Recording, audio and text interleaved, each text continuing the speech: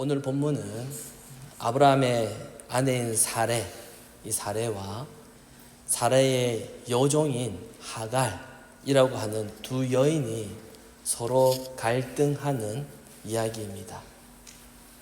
우리가 살펴봤지만은 아브라함은 조카 롯을 구하기 위해 전쟁에 나갔고, 그리고 전쟁에서 이긴 아브라함에게 하나님께서 약속하셨습니다.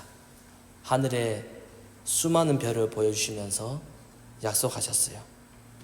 너의 자손이 이렇게 하늘의 별처럼 많아질 것이다 라고 약속하셨습니다. 사실 하나님은 이 약속을 여러 번 하셨습니다. 그런데 아브라함이 지금 자신이 처해져 있는 이 현실을 보니까 자기 아내 사레는 여전히 아이를 낳지 못하고 있습니다.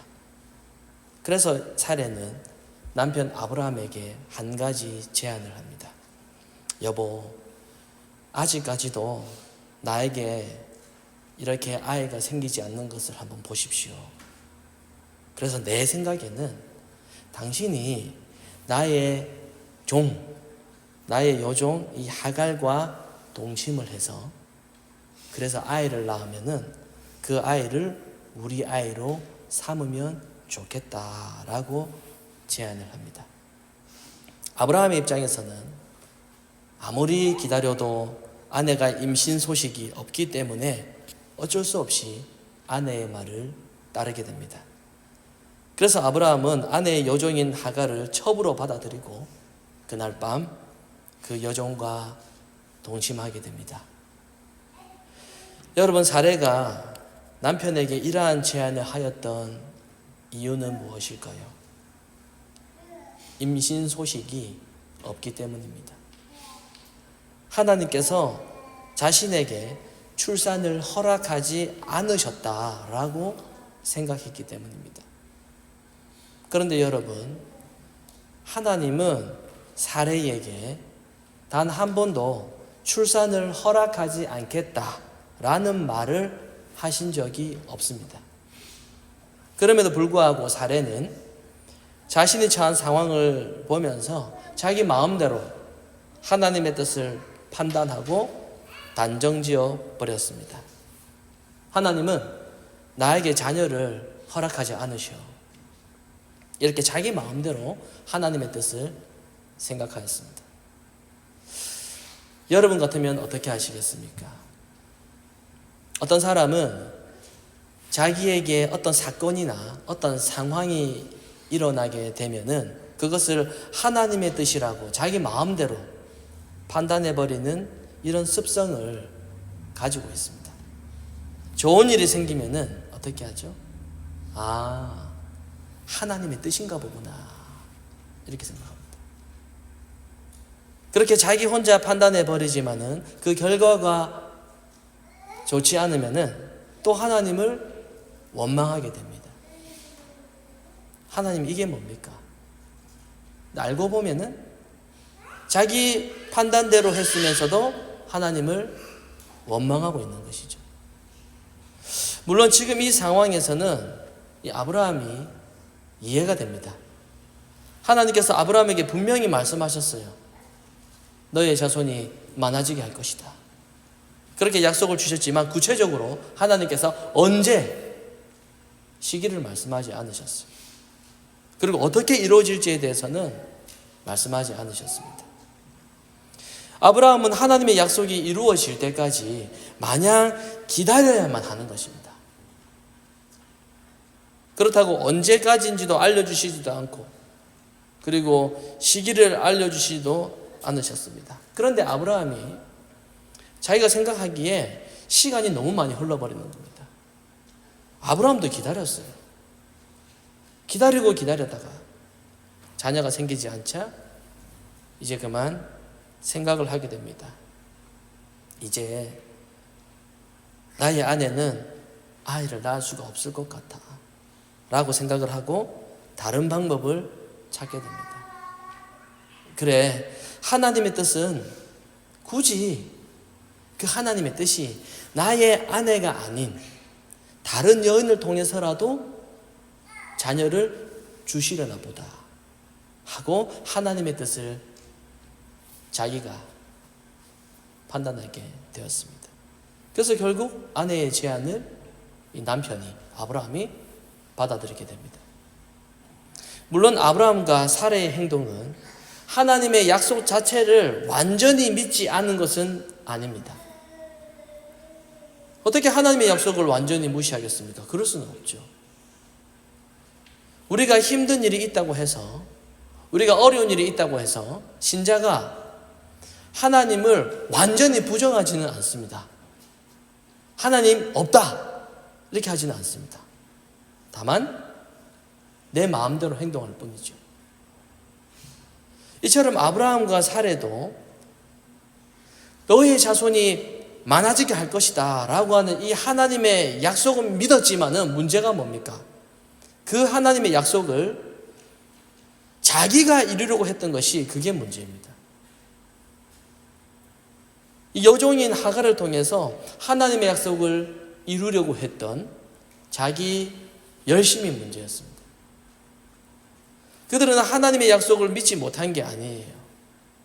하나님께서 자손을 주실 거라는 믿음과 이 확신이 있었습니다. 별까지 보여주시니까. 문제가 뭡니까? 하나님의 약속을 자기 노력과 자기 방법을 동원해서 그것을 이루고자 한 것입니다. 그들이 하나님의 약속을 믿기는 했지만은 그 하나님의 약속을 인간의 생각과 인간의 방법, 자기 생각과 자기 방법으로 이루고자 했다는 것, 그게 바로 핵심입니다. 이렇게 아브라함은 아내 사레의 의견에 동의했고 결국 여종인 하갈과 동침하여서 아이를 낳게 됩니다. 그런데 그로 인해 이 아브라함의 가정에 분열이 발생하게 됩니다. 여종 하갈이 아이를 낳게 되자 자기의 주인인 사레를 무시하기 시작합니다. 사레를 향하여서 아이도 낳지 못하는 주제에 라는 식으로 이 여종이 주인을 무시하는 것이죠. 그러면 주인인 사레가 여러분 가만히 있겠습니까? 이 사레가 보통 여자가 아니거든요. 하갈을 쉴 새 없이 괴롭힙니다. 학대하고 갈구고 걸핏하면은 남편에게 가가지고 저 여자가 여종인 주제에 자기가 아이 하나 낳았다고 자기를 무시하고 있다고 그러면서 남편에게 막 쏘아대죠. 당신 누구 편이냐고, 이 상황 지금 똑바로 정리하라고 그렇게 소리칩니다. 그러니 이 여종인 이 하갈이 아이는 낳았지만은 이 버틸 수가 없는 거예요. 그래서 결국 이 하갈이 집을 뛰쳐나옵니다. 이것이 오늘 우리가 읽었던 본문의 배경입니다. 자, 여러분, 우리가 이 사건에서 의문점이 한 가지 생깁니다. 우리가 늘 성경을 읽으면은 이게 의문을 가지는 부분인데요. 어찌 보면은 지금 이 상황이 아주 난장판이 되었습니다. 엉망이 되었어요. 아브라함과 사레는 좋게 해보려고 했거든요. 안 좋게 하려고 일부러 그렇게 했겠습니까? 좋게 해보려고 했는데 지금 질투하고 싸우고 난리가 났습니다. 하나님께서 지금 이 상황을 원하셨는가? 이게 문제입니다. 아브라함이 여종 하갈과 동침하려고 했을 때에 하나님은 그것을 막지 않으셨습니다. 막으실 수 있는 분이신데 막지 않으셨습니다. 그냥 이 모든 일이 일어나는 것을 지켜보셨어요. 물론 지금까지 일어난 이 모든 일은 하나님께서 원하시는 것은 아니지만은 하나님께서 허용하신 것입니다. 그러니까 아담과 하와가 선악과를 먹을 때도 그렇습니다. 하나님은 그것을 막지 않으셨어요. 물론 하나님은 막을 수 있었지만은 막지 않으셨습니다. 여러분, 이게 늘 우리에게 이 부분이 어려운 문제거든요. 불신자들도 다 이거 질문합니다. 막으면 되지 왜 안 막았냐 이거거든요. 하나님이 싫어하시면서 하나님께서 그것을 원하지도 않으시면서 하나님은 전지전능하신 분이신데 왜 잘못된 것을 막지 않으시고 지켜보셨는가? 이것을 어떻게 이해를 해야 될까요? 이것을 우리가 하나님을 이해하지 못하기 때문에 그렇습니다. 여러분, 하나님께서 이 하시는 일들을 가만히 보면은 특징이 있는데, 하나님은 인간의 죄성이, 인간의 죄가 드러난 후에, 그러니까 인간이 사고를 친 뒤에 하나님께서는 직접적으로 개입하십니다. 무슨 말입니까? 사람이 사고를 쳐서 인간의 죄가 드러난 이 현장에서 하나님이 나타내고자 하시는 것이 있다는 겁니다. 우리가 죄를 지을 때는 보고 계시다가 우리가 죄를 짓고 난 뒤에 하나님께서 개입하시고, 그래서 하나님께서 우리에게 가르쳐주고자 하시는 게 있다라는 겁니다. 지금 하갈이 주인을 무시하고 있습니다. 자기는 아이를 낳았는데 너는 낳지를 못했다고. 그래서 주인 사레는 여종 하갈을 괴롭히고 있습니다. 왜? 자기를 무시하니까. 이 갈등이 누구에서부터 시작된 것입니까? 사레거든요. 사레 자기 스스로 이것을 자초한 일입니다. 사레가 왜 그렇게 했을까요? 하나님이 자신에게 아이를 허락하지 않았다라는 이 자기 판단, 자기 마음대로 판단했기 때문입니다.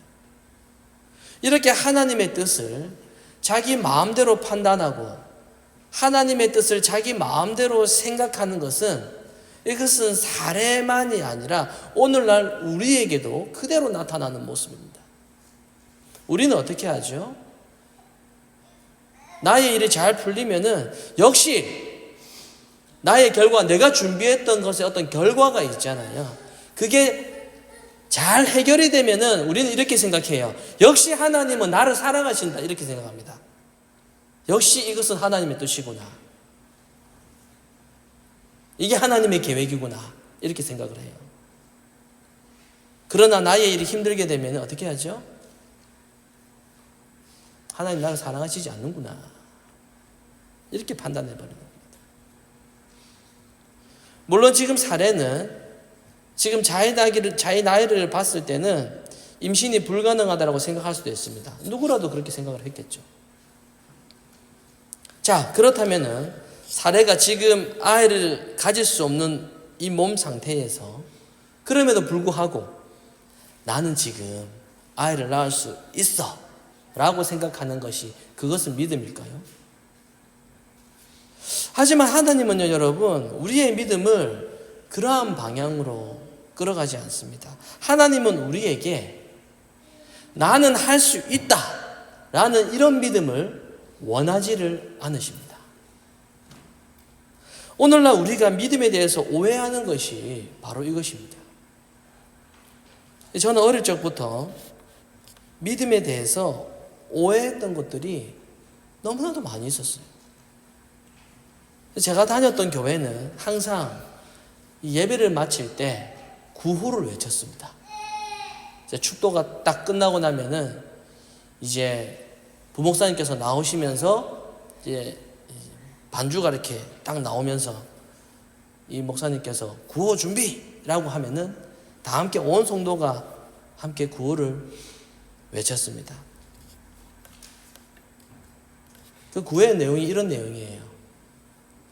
할 수 있다, 하면 된다, 해보자, 사천성도 만들 수 있다, 할렐루야, 아멘, 이렇게 박수치고 노래 부르고 이렇게 집에 갑니다. 이것을 이 교회에서 자체적으로 노래를 가사를 조금 개사해가지고 그렇게 만들어서 불렀습니다. 제가 이 노래를 한 20년 동안 불렀어요. 다 외웠어요. 오늘 제가 아침에 일어나가지고 검색해 보니까 그대로 있더라고요. 할 수 있다, 해보자 치면 나와요. 믿는 자에게 능치 못할 일이 없다. 이렇게 부르짖으면서 아무리 어렵고 힘든 상황 속에서도 나는 된다, 나는 이겨낼 수 있다, 나는 할 수 있다 라고 믿는 것, 그것이 저는 믿음이라고 생각했습니다. 그런데 오늘 본문은 그건 믿음이 아니라고 그렇게 말씀하고 있습니다. 여러분, 하나님께서 사례에게 원하시는 것이 무엇이겠습니까?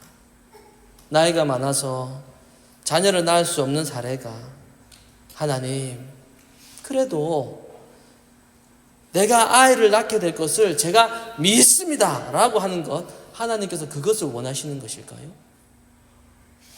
만약에 그렇다면 하나님은 하갈이 아이를 낳는 것을 막았어야 했습니다. 그리고 곧바로 사례가 임신하게 되도록 해야 되는 겁니다. 그러면 믿는 대로 된다라고 생각할 수도 있겠죠. 그러나 하나님은 인간이 자기 마음대로 결정하고 자기 마음대로 행동하는 것을 그냥 두고만 보셨습니다. 그 이유가 무엇입니까?